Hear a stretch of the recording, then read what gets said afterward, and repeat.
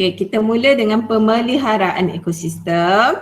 Tadi teacher cakap bila definasi kamu kena ingat sebiji demi sebiji perkataan dia tu. Okey, pelihara adalah dia datang perkataan melindungi komponen dalam satu ekosistem supaya dapat kekalkan keadaan semula jadinya. Okey, contoh kat sini hutan simpan. So hutan simpan mesti jika kita dah wartakan hutan itu sebagai hutan simpan, maksudnya kita mesti lindungi semua komponen, semua tumbuhan, semua haiwan dalam ekosistem hutan simpan tu supaya dia kekal dalam keadaan semula jadi. Kita tak boleh tebang pokok, kita tak boleh buru haiwan dalam hutan simpan. Okay. So, kalau gambar ini, teacher tunjukkan gambar hutan simpan belum di Perak yang mana bila dia dah wartakan sebagai hutan simpan, kita tak boleh ganggu ekosistem tersebut. Itu adalah pemeliharaan ekosistem. Yang kedua, pemuliharaan. Pulih maksudnya baik pulih. Baik pulih sumber-sumber alam sekitar, okay, seperti air, hutan, tenaga, udara, mineral yang telah digunakan tanpa membiarkan sumber itu pupus. Okay, tanpa membiarkan dia pupus. Okay, teacher ambil contoh kat sini gambar penyu leher panjang. Maksudnya kawasan pantai untuk penyu ini bertelur dah terjejas. So apa tindakan kita? Kita nak pulihara kawasan tersebut supaya penyu itu tidak terancam. So dapat dipulihkan kawasan tersebut. So strategi pemeliharaan ada dua, iaitu pemeliharaan in situ dan ex situ. Okey, pemeliharaan in situ. In situ maksudnya di habitat itu, bagaimana haiwan dan tumbuhan itu dipelihara. Okey, dipelihara taman negara, taman marin, pusat pemeliharaan, sanctuary, hutan simpan dan juga taman laut.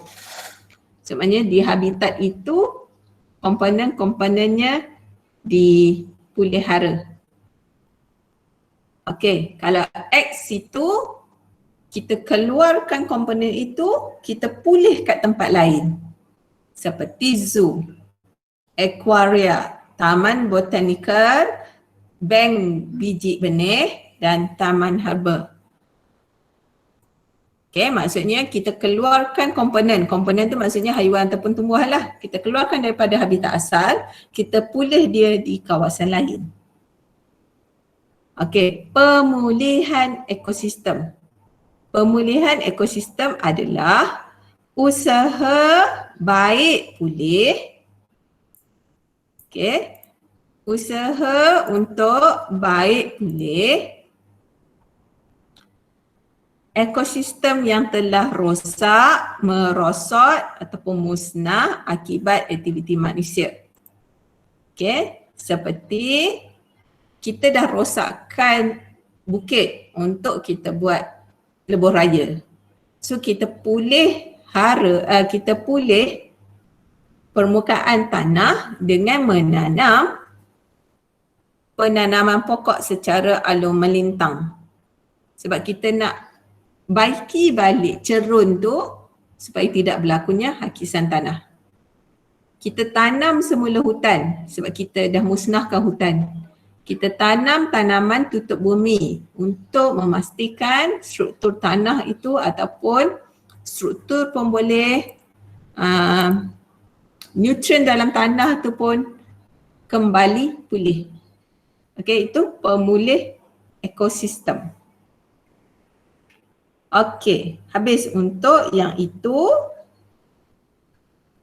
Okay, soalan daripada buku teks, nyatakan maksud. Tadi teacher kata bila maksud dan definasi tu kamu kena pastikan betul sebiji-sebiji. Okay.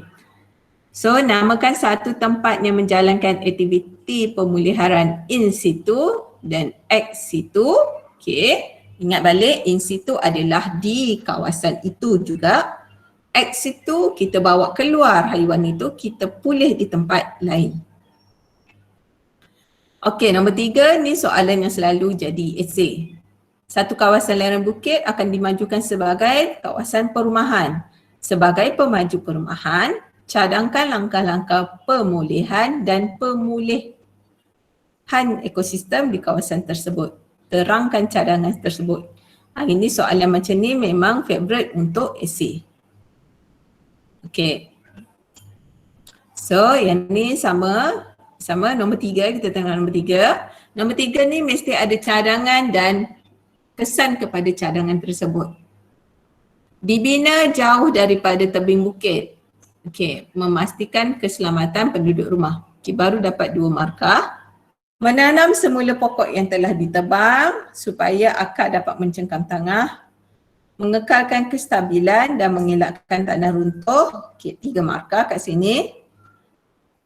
Cadangan ketiga, menanam rumput menutup bumi, mengelakkan hujan lebat, mengelakkan aliran air hujan ketika hujan lebat yang boleh menyebabkan hakisan dan banjir lumpur. Okay. So bila keluar soalan macam ni, kamu kena ambil fakta dan kamu kena huraikan apa kesan-kesan dia.